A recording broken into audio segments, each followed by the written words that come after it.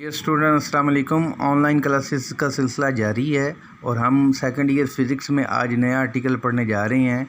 हमारे आज के आर्टिकल का नाम है टेम्परेचर इफ़ेक्ट ऑफ रेजिस्टेंस। यानी हम अगर कंडक्टर की रेजिस्टेंस को इंक्रीज़ करेंगे तो आपके ख़्याल में उस कंडक्टर की रेजिस्टेंस बढ़ जाएगी या कम हो जाएगी या वैसी रहेगी, कोई फ़र्क नहीं पड़ेगा।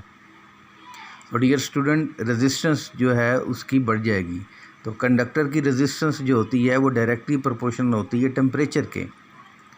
चलें, ऐसा क्यों होता है, ये क्वेश्चन है। ये पीछे शॉर्ट क्वेश्चन भी है कि रेजिस्टेंस कंडक्टर की टेम्परेचर के बढ़ने से क्यों बढ़ जाती है।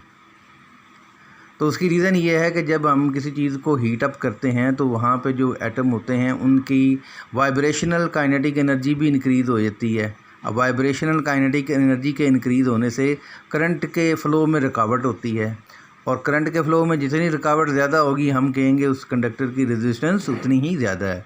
लिहाजा हम ये कह सकते हैं कि रेजिस्टेंस जो होती है वो टेम्परेचर के बढ़ाने से बढ़ जाती है। कंडक्टर की, सेमीकंडक्टर की डिक्रीज़ होती है, ये भी ज़हन में रखें। Resistance of conductor increase with temperature but resistance of semiconductor decrease with temperature. ठीक है डियर स्टूडेंट, अब आगे बढ़ते हैं। टेम्परेचर कोएफिशिएंट ऑफ रेजिस्टेंस क्या होता है।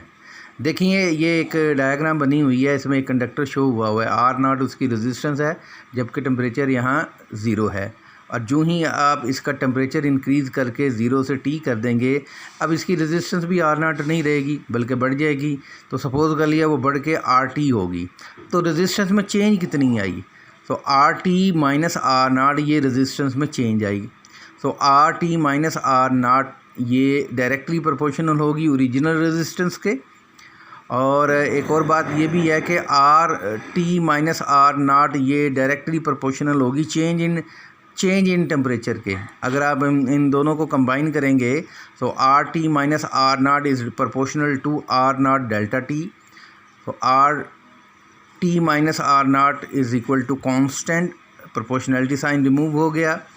यहाँ कांस्टेंट जो हम लिखेंगे उसका सिंबल है अल्फ़ा और इस अल्फ़ा का हम नाम रखते हैं टेम्परेचर कोएफिशिएंट ऑफ रेजिस्टेंस।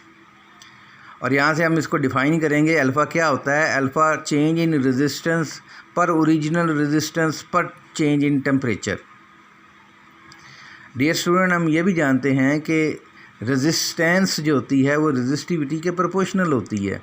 लिहाजा हम रेजिस्टिविटी की बजाय हम rho T minus rho nought divided by rho nought delta T भी लिख सकते हैं। यूनिट, तो सिस्टम इंटरनेशनल में इसकी यूनिट पर केल्विन है अल्फ़ा की। अब टेम्परेचर कोएफिशिएंट ऑफ रेजिस्टेंस को कैसे डिफ़ाइन करेंगे। The fractional change in resistance per unit temperature is called temperature coefficient of resistance. Temperature coefficient of resistance कई कंडक्टर्स के पॉजिटिव होते हैं और कईयों के नेगेटिव होते हैं। तो जिनके ये अल्फ़ा की वैल्यू पॉजिटिव होती है, यहाँ से ये पता चलता है कि उनकी कंडक्टिविटी कितनी है और इसमें रेजिस्टिविटी कितनी है।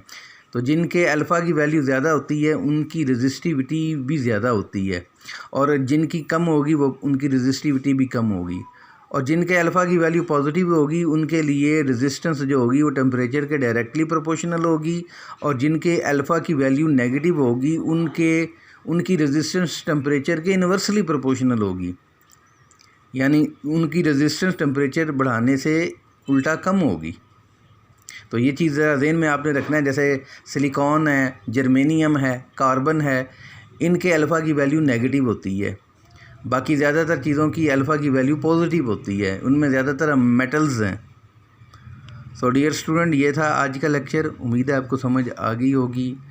नेक्स्ट लेक्चर में मिलते हैं। Stay home, stay safe. Allah हाफिज़।